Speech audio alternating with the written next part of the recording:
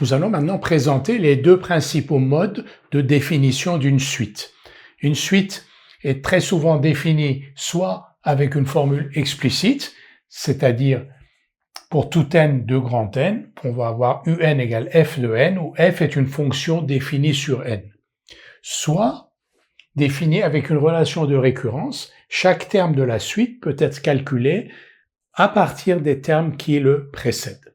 Donc d'abord, une suite définie avec une formule explicite. Donnons un exemple, soit un, la suite définie sur n par un égale 1 sur n plus 1. On nous demande de déterminer u3 et u5. Donc ici, c'est relativement simple, c'est-à-dire qu'on va remplacer n par 3, n par 5 pour obtenir u3 et u5. Faisons-le pour n égale 3. u3 donc égale à 1 sur 3 plus 1, donc 1 sur 4. Pour n égale 5, u5 est donc égal, parce que cette formule est vraie, pour tout n. Donc défini sur n, ça veut dire quel que soit n appartenant à n, un égale 1 sur n plus 1. Donc u5 égale 1 sur 5 plus 1, 1 sixième, donc on peut calculer un pour n'importe quelle valeur de n directement. Ici, nous avons l'exemple d'une suite qui est définie avec une relation de récurrence, soit un, la suite définie sur grand N, par u0 égale 1, et pour tout entier n, par un plus 1 égale un au carré plus 2.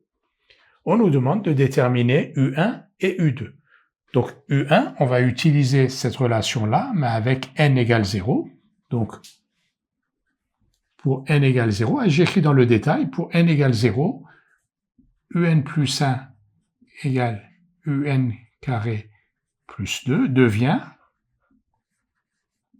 donc u1 égale u0 au carré plus 2. Et on nous donne u0 égale 1 pour enclencher le processus de calcul. Donc u1 égale u0 au carré plus 2, ça veut dire 1 plus 2, c'est-à-dire 3. Maintenant, on nous demande de calculer u2. Là, on va le faire directement. u2, donc ici je remplace n par 1. u2, c'est donc u1 au carré plus 2. u1, je viens de le calculer, c'est 3. Donc 3 au carré plus 2, 11.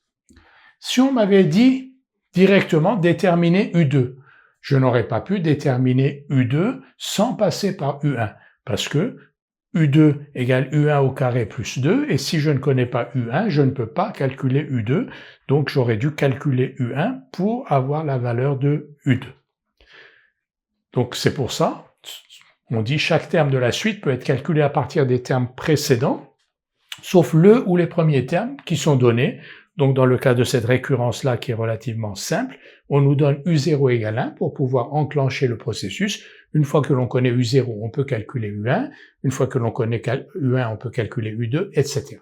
Alors que dans cette forme-là, avec une formule explicite, on peut calculer u7, u10 ou u12 directement, ici par exemple dans notre exemple, en remplaçant n par 12, on a u12.